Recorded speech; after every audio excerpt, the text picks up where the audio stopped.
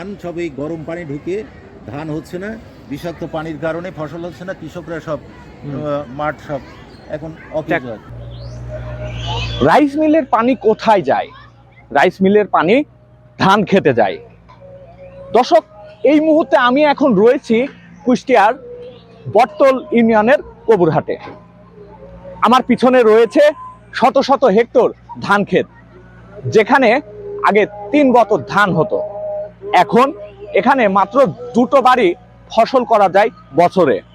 আপনারা যেই জলাশয়টি দেখছেন, আসলে এটা কিন্তু কোনো প্রকার জলাশয় নয়, এটা ধানের ক্ষেত। পানিতে 12 মাস ভিজে থাকে। দূরে একটি রাইস মিল দেখা যাচ্ছে, যার নাম দেশ এগ্রো ফুড। এখানকার যেই ধান ভেজানো পচা পানিটা, এই পানিটা তাদের নিজস্ব জায়গায় না ফেলে গড়িয়ে দেওয়া হয় এই ফসলি জমিতে। ফলে 12 মাসই পানিবদ্ধ হয়ে থাকে এই ফসলি জমি, এবং বিপাকে পড়েছে আশেপাশের মানুষজন। বিষাক্ত পানি কিন্তু হ্যাঁ, পায়ে লাগলি পরে গায়ে চুলকানো শুরু হয়ে যায়। আচ্ছা, চুলকায়, কঠিন বিষাক্ত। এই পানিতে কেউ নামতেই ভয় পায়। আচ্ছা। এখানে যে পানিটা আসে মিলের নির্গত পানিগুলা, যে পানিগুলো আর কি পচা সিটা, এবং মিলের যে অবশ্যই পানিগুলো যে হোয়াটসঅ্যাপে আসে, সেই পানিগুলো সম্পূর্ণ এখানে কয়েকটা রোগে মারা গেছে। আমাদের বাড়িতে এক সময় এখানে ডেঙ্গু জ্বর আক্রান্ত হয়েছিল মাস 3 আগে। সেই ডেঙ্গু জ্বর আল্লাহ মাফ করছে। যাই হোক, সব মিলিয়ে আমাদের এখানে মাস করার কোনো যোগ্যতা নাই। এই সময় হলো এই জায়গাটা পুরো শুকনা থাকে। আচ্ছা, এই জায়গায় শুকনা থাকে, ছেলেপেলে টিফিনের সময় এখানে যায়। এখানে একটা ডোবার মতো আছে। হ্যাঁ, এই ডোবাতে আমরা এই টাইমে দেখা যাচ্ছে মাছ টাছ মারার পরে এটা শুকায় যায়, ছেলে মেয়েদের এখানে খেলাটেলাও করে। হ্যাঁ, আচ্ছা। কিন্তু সেই জিনিসটা এই যে বন্ধ হয়ে গেছে, একের পুরো বন্ধ হয়ে গেছে। এই যে পানি আর উঠে আসছে, একটু বৃষ্টি হলে যাবার স্কুলের পিছনে হ্যাঁ হ্যাঁ হ্যাঁ এই বিল্ডিং এর তো ড্যাম হয়ে যাচ্ছে এই পানির কারণে। এই পানি বিল্ডিং এর সাথে লাগা। হ্যাঁ হ্যাঁ হ্যাঁ, তাহলে এই পানিটা পুরোটা বিল্ডিং এর সাথে লাগোয়া হয়ে যাচ্ছে।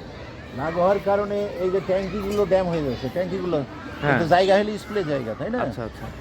এই সব জিনিসগুলো আমার চাপ চেয়ারম্যান, তারপরে বিএনপির জাকির সাহেব, কুতুবুদ্দিন, আবার রিসেন্টলি ডিসি সাহেব, ইউনূস সাহেব, ওনারা দেখে গেছে।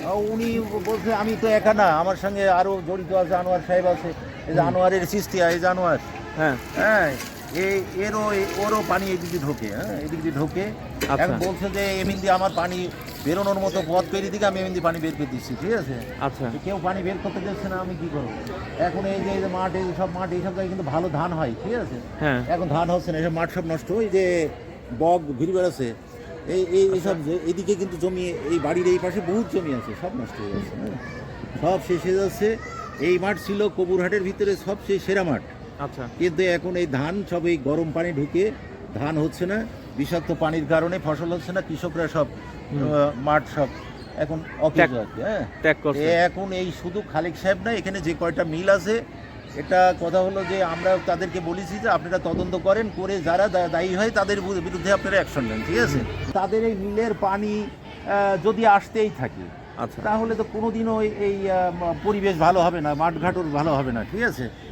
এখন এই জিনিসটা যারা মিল কর্তৃপক্ষ আছে তাদেরকে আমরা বলছি বারবার যে আপনারা, খালিক সাহেব বলছে যে আমার পানি বের করার পর আমি পানি বের করে দিচ্ছি, ঠিক আছে? হ্যাঁ, এখন সে বলছে পানি বের, আর এরা বলছে যে না, আমরা আমার জায়গা দিয়ে পানি বের করতে দেবো না। এই যে এটা এখানে জানোয়ার, হ্যাঁ হ্যাঁ, আনোয়ার বলছে যে আমার এমনি পানি বের করতে দেবো না। এই দুইজনের ভিতরে, দুই শিল্পপতির ভিতরে ঠেলাঠেলি চলছে, ঠিক আছে?